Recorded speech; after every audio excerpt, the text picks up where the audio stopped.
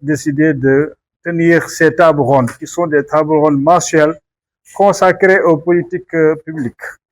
Et donc, passeront plutôt toutes les thématiques, tous les secteurs des politiques publiques. Donc, aujourd'hui, il s'agit de parler d'une question qui est lancinante et qui préoccupe les Sénégalais. La question du logement, de l'accès au logement et l'accès durable au logement, que ce soit les conditions des locations, des locataires, la grande partie des Sénégalais étant locataires, mais également les conditions d'accès au logement, à la propriété, parce que c'est une question aussi de dignité et de stabilité sociale. Il s'agissait donc aujourd'hui, avec la présence du secrétaire d'État en charge du logement, justement,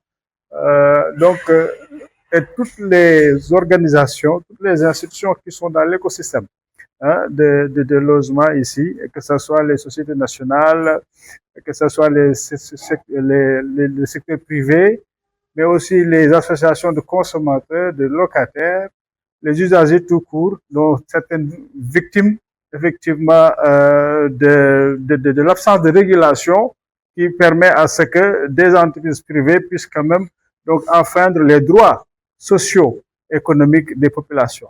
Donc aujourd'hui, nous pensons qu'à partir de cette table ronde, nous allons aboutir à des résultats incisifs qui seront mis sur la table des autorités qui décident.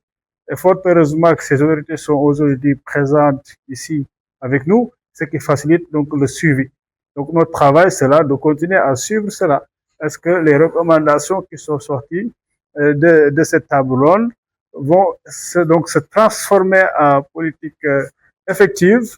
Et nous sommes très confiants parce qu'après avoir entendu le secrétaire d'État au logement dire tout ce qui est en train de se faire, il y a de très belles idées et nous pensons qu'à partir de leur concrétisation, les préoccupations des Sénégalais seront prises en compte. Et c'est ça qui est essentiel pour nous.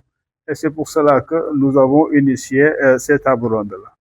C'est une initiative extrêmement importante, d'autant plus que moi je conseille que c'est une contribution dans la définition et la mise en œuvre des politiques publiques. C'est une sorte même de veille organisée par la plateforme DISLO avec les organisations, la plateforme des organisations non étatiques, avec aussi l'ex-Africa.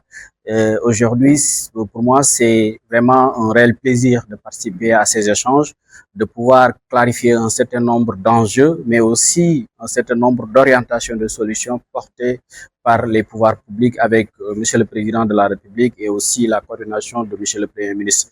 On a partagé sur déjà l'historique en matière de politique d'habitat, de l'habitat social, avec tout ce que nous connaissons avec les sociétés immobilières qui avaient été créées déjà au début des indépendances. Et tout ce processus-là, nous avons partagé. Il y a eu des initiatives, mais entre-temps, il y a eu des difficultés.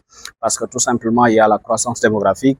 Il y a également l'urbanisation rapide, avec aujourd'hui plus de la moitié de la population qui vit en milieu urbain. C'est des besoins qu'il faudrait prendre en charge. Et parmi ces besoins, le logement constitue une priorité. Hier, vous avez assisté à la journée de la diaspora, la première édition. Et en tout cas, les problèmes qui ont été soulignés par tous les intervenants, c'est l'accès au logement. Et ça, c'est un défi réel. Et aujourd'hui, cette plateforme constitue pour nous une façon de contribuer à la réflexion, d'apporter en tout cas leur réflexion pour que nous puissions ensemble avoir des solutions consensuelles, des solutions durables face à ce défi d'accès au logement, un défi pour lequel déjà il y a une orientation claire à travers la stratégie nationale de développement 25-29 qui, sur les projets prioritaires, le logement est inscrit en priorité. Je pense que c'est important de le rappeler aux Sénégalais. Aujourd'hui, nous sommes en train de poser un certain nombre de pas qui va rassurer les Sénégalais, qui va clarifier en tout cas le paysage pour que nous puissions, à partir de 2026, commencer à faire des résultats concrets sur le terrain. D'abord, il faut magnifier cette journée, comme l'a fait le ministre secrétaire d'État chargé du logement. cette tribune qui est aujourd'hui organisée de connivence avec la société civile.